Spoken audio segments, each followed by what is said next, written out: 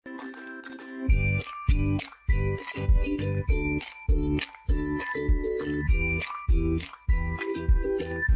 Students, आप सभी का स्वागत है आपके अपने YouTube channel RK BA classes में। तो जैसा कि पिछले वीडियो में हमने ऐबक के बारे में पढ़ा है, कुतुबुद्दीन ऐबक के बारे में, तो मैंने बताया था कि हम उसके बाद बात करेंगे आराम शाह के बारे में। आज हम बात करने वाले हैं आराम शाह के बारे में। आराम शाह जो था उसका शासनकाल केवल 8 महीनों का शासनकाल था। ये एक अयोग्य शासक था, इसलिए इसका शासन बहुत ज़्यादा दिनों तक नहीं चला।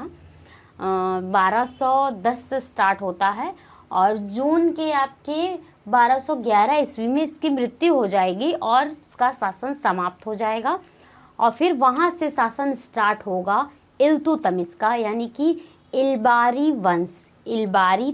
वंश का शासन शुरू होगा। ठीक है, क्योंकि इल्तुतमिश इल्बारी तुर्क था, मैंने आपको बताया था। तो आराम शाह का शासनकाल आपका जो है 1210 ईस्वी से स्टार्ट होगा। 1210 ईस्वी में ऐबक की मृत्यु हो जाती है चौगान खेलते समय। तो ऐबक की मृत्यु के बाद आराम शाह को शासक गद्दी दी जाती है, गद्दी संभालने का कार्यभार, क्योंकि उस टाइम पीरियड पे कोई भी शासक ना होने की वजह से वहाँ की जनता में, अगल बगल के क्षेत्रों में विद्रोह फैल जाता है और विद्रोह इतनी तेज़ी से होने लगता है। कुबाचा हैं, यलदौज हैं, वो दिल्ली की गद्दी को अपनाने के लिए, उस पर कब्ज़ा करने के लिए सारे लोग आक्रमण करने लगते हैं, कोई भी राजा ना होने की वजह से, शासक ना होने की वजह से। इसलिए वहाँ के जो अमीर रहते हैं दिल्ली सल्तनत के, वो आराम शाह को क्या कहते हैं 1210 ईस्वी में सिंहासन पे बिठाते हैं, उसका सिंहासन रोहड़ कर देते हैं, उसे राजा बना देते हैं। अब इसके लिए ऐतिहासिक तथ्य के बारे में हम बात करेंगे। देखिए, कहीं कहीं पे कहा जाता है कि आराम शाह एक ऐबक का अयोग्य पुत्र था और कहीं कहीं पे कहा जाता है कि आराम शाह ऐबक का पुत्र नहीं, दास था।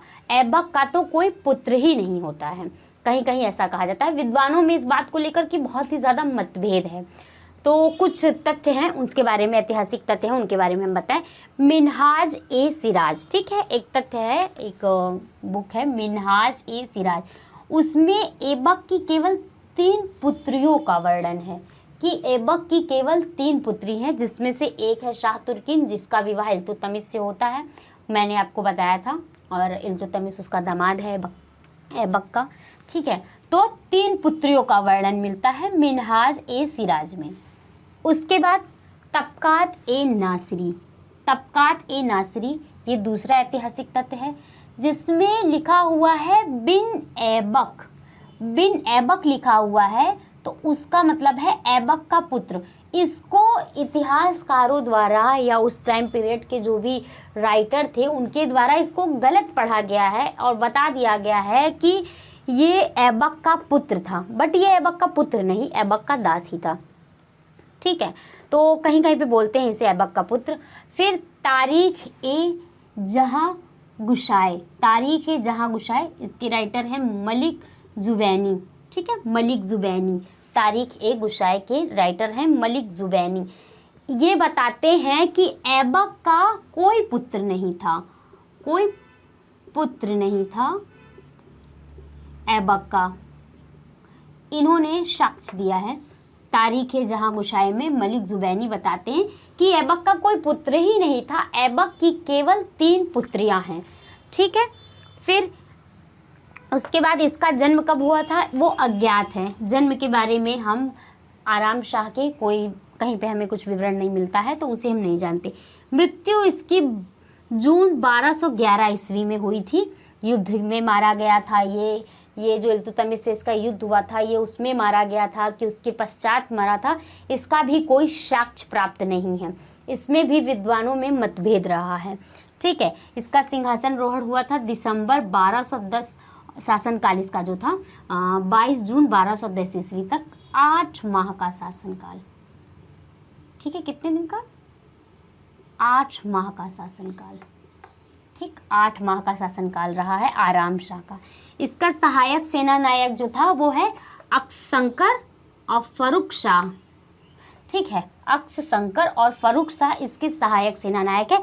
इन दोनों की मृत्यु जब इल्तुतमिश और आराम शाह का युद्ध होगा उसमें इन दोनों की मृत्यु हो जाती है, ऐसा साक्ष्य विद्वानों को प्राप्त है। लेकिन आराम शाह की मृत्यु कब और कहाँ कैसे होती है इसका कोई साक्ष्य प्राप्त नहीं है। आराम शाह जो है और इल्तुतमिश इन दोनों का युद्ध होता है, कहाँ पर होता है, जूद के मैदान में। जूद के मैदान में इसका युद्ध होता है। युद्ध क्यों होता है कि जनता जो है आराम शाह के शासन से बिल्कुल नाखुश रहती है। वो आराम शाह को नहीं चाहती है कि वो गद्दी पे बैठे। वहाँ के जो कुछ अमीर रहते हैं वो भी नहीं चाहते हैं कि आराम शाह शासन गद्दी को संभाले, क्योंकि आराम शाह एक अच्छा शासक नहीं था। इसलिए उन लोगों ने वहाँ के दिल्ली सल्तनत के एक अमीर थे जिनका नाम था अमीर शाह इस्माइल। उन्होंने बदायूं के गवर्नर इल्तुतमिश को खत लिखा और बोला कि आप आइए और आके दिल्ली सल्तनत की गद्दी को संभालिए, क्योंकि आराम शाह एक अच्छा शासक नहीं है, वो अच्छी तरह से शासन नहीं कर पा रहा है।